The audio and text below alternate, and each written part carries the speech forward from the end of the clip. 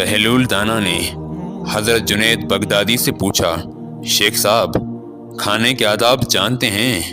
کہنے لگے، بسم اللہ کہنا، اپنے سامنے سے کھانا، لقمہ چھوٹا لینا، سیدھے ہاتھ سے کھانا، خوب چبا کر کھانا، دوسرے کے لقمے پر نظر نہ کرنا، اللہ کا ذکر کرنا، الحمدللہ کہنا، اول و آخر ہاتھ دھونا۔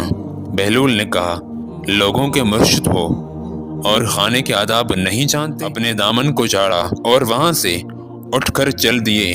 شیخ صاحب بھی پیچھے چل دیے۔ مریدوں نے اصرار کیا، سرکار وہ دیوانہ ہے، لیکن شیخ صاحب پھر وہاں پہنچے، پھر سلام کیا۔ بہلول نے سلام کا جواب دیا اور پھر پوچھا، کون ہو؟ کہا، جنید بغدادی، جو کھانے کے آداب نہیں جانتا۔ بہلول نے پوچھا، اچھا بولنے کے آداب تو جانتے ہوں گے؟ جی الحمدللہ۔ متکلم مخاطب کے مطابق بولے، بے موقع، بے محل اور بے حساب نہ بولے، ظاہر و باطن کا خیال رکھے۔ بہلول نے کہا، کھانا تو کھانا، آپ بولنے کے آداب بھی نہیں جانتے۔ بہلول نے پھر دامن جھاڑا اور تھوڑا سا اور آگے چل کر بیٹھ گئے۔ شیخ صاحب پھر وہاں جا پہنچے، سلام کیا۔ بہلول نے سلام کا جواب دیا، پھر وہی سوال کیا، کون ہو؟ شیخ صاحب نے کہا، جنید بغدادی، جو کھانے اور بولنے کے آداب نہیں جانتا۔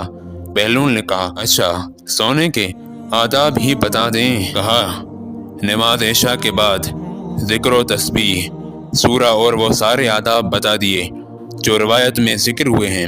بہلول نے کہا، آپ یہ بھی نہیں جانتے؟ اٹھ کر آگے چلنا ہی چاہتے تھے کہ شیخ صاحب نے دامن پکڑ لیا اور کہا، جب میں نہیں جانتا تو بتانا آپ پر واجب ہے۔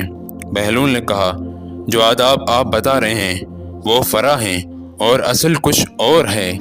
اصل یہ ہے کہ جو کھا رہے ہو وہ حلال ہے یا حرام۔ لقمہ حرام کو جتنا بھی آداب سکھاؤ گے وہ دل میں تاریخ ہی لائے گا، نور و ہدایت نہیں۔ شیخ صاحب نے کہا، جزاک اللہ۔ بہلول نے کہا، کلام میں اصل یہ ہے کہ جو بولو اللہ کی رضا و خوشنودگی کے لیے بولو۔ اگر کسی دنیاوی غرض کے لیے بولو گے یا بیہودہ بولو گے تو وہ وبال جان بن جائے گا۔ سونے میں اصل یہ ہے کہ دیکھو، دل میں کسی مومن یا مسلمان کا بغض لے کر یا حسد و کینہ لے کر تو نہیں سو رہے ہو، دنیا کی محبت، مال کی فکر میں تو نہیں سو رہے، کسی کا حق گردن پر لے کر تو نہیں سو رہے ہو۔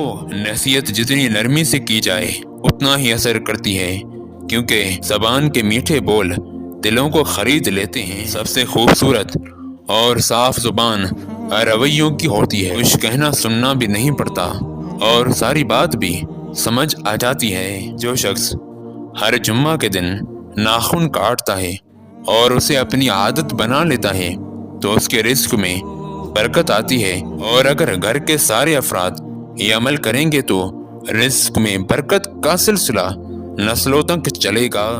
اگر فکر کرنی ہے تو رب کی رضا کی کرو، مخلوق کی رضا کی نہیں، کیونکہ رب کسی کا محتاج نہیں مگر مخلوق محتاج ہے رب کی۔ بس الف سنو جی، کیونکہ الف ہی عشق حق ہے۔